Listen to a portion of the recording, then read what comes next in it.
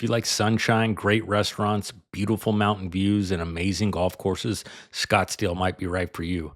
I'm going to go over the pros and cons of living in Scottsdale and give you my first impressions as someone who moved from the West Coast to Arizona.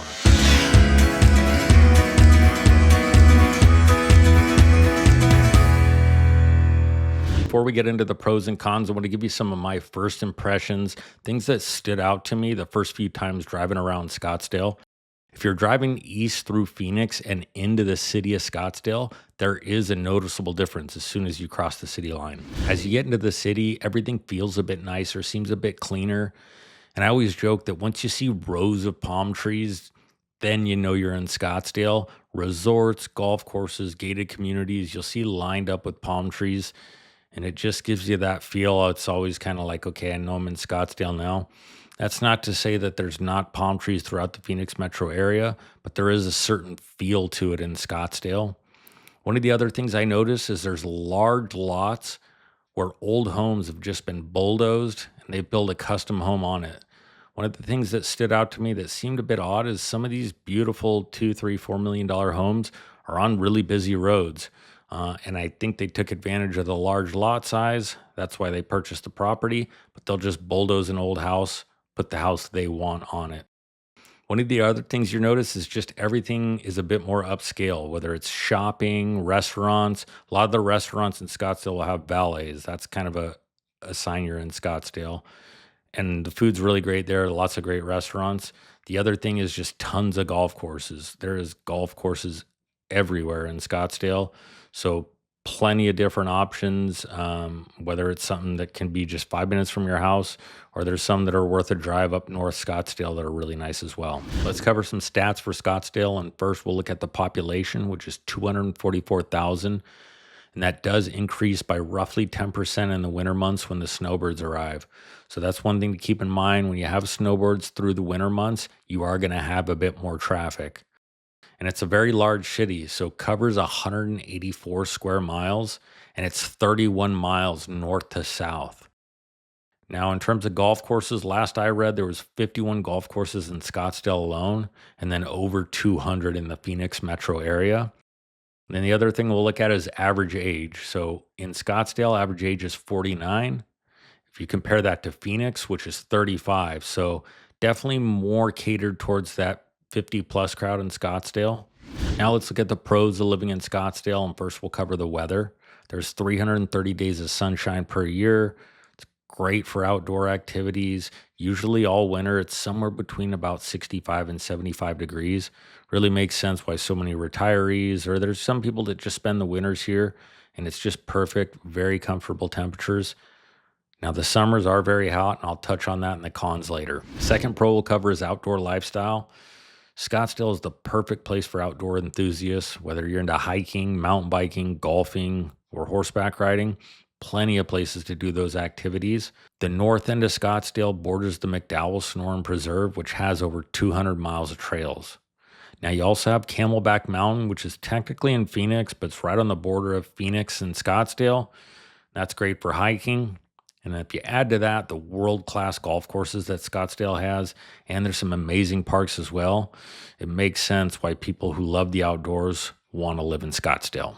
The next pro we'll cover is shopping and restaurants. First, we'll cover shopping. There's lots of great options. I would recommend Scottsdale Quarter, which has some great retail stores, also some great restaurants in that area. You've got Kierland Commons, you've got Fashion Square, and then there's also some shopping to do in Old Town Scottsdale. Now for the restaurants, and there's a few that I would recommend.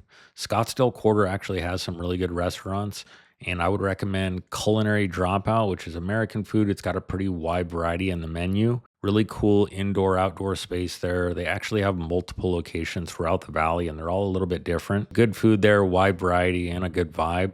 And then for pizza there in that area, there's Grimaldi's as well. Now for Mexican food, and this is a little bit more upscale Mexican food, I would recommend Alma. And also, if you want Italian food, I would recommend Olive and Ivy. The next pro we'll cover is safety and cleanliness. I touched on this a bit earlier, but Scottsdale consistently ranks as one of the cleanest and safest cities in Arizona. The streets are well maintained, the parks are clean, the shopping areas are always nice and clean. And then the neighborhoods just feel safe and secure. So it makes sense why retirees or families decide to live in Scottsdale. Next, we'll look at quality of life. And one thing to note, Scottsdale has some excellent healthcare facilities.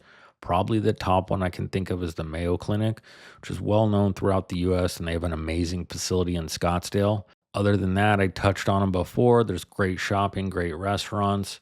One of the ones I would recommend, Old Town Scottsdale. So you have some great art galleries down there, along with some great dining options. And then there's just overall an emphasis on fitness, health, wellness. There's lots of resorts with spa options, and there seems to be an emphasis on the wellness culture. Now we'll cover the cons of living in Scottsdale. There really isn't too many, but there's a few that I should highlight for you. Number one, you have the summers. The summers are brutally hot. Just to give you an example, 2024, we had 113 days in a row over 100 degrees. Once you go through a summer, you can understand why the snowbirds choose to leave around April or May, and they come back about October, November. The summers, can't really sugarcoat it, brutally hot. The next con we'll look at is the high cost of living. Scottsdale's very desirable area to live.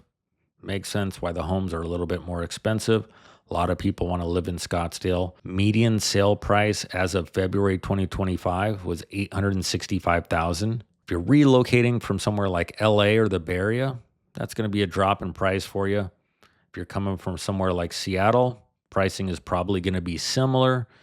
If you're relocating from a different city, probably a jump up in price, but a beautiful place to live if you can't afford it. The last con I'll cover is limited public transportation. If you're someone that's lived in a downtown area without a car, you're used to some sort of light rail, bus, whatever it is. Scottsdale, you kind of need a car. It's really spread out, as I mentioned before, 184 square miles and 31 miles north to south. So if you're used to taking public transit, you're going to want to trade that for a car if you're going to live in Scottsdale. To wrap it up, it ultimately comes down to your lifestyle preferences and priorities. If you love the outdoors, you happen to be an avid golfer, Scottsdale is going to be an absolute no-brainer. It's a perfect place to live. Then you just need to decide location. Do you want to live on the north end, the south end? Do you want to be east of the 101, west of the 101? All these areas are a bit different, so it's worth driving around to get familiar with the entire city of Scottsdale to see where you'd like to live. If you can handle the summer heat and you can afford the high cost of living, I can't think of a better place than Scottsdale to live.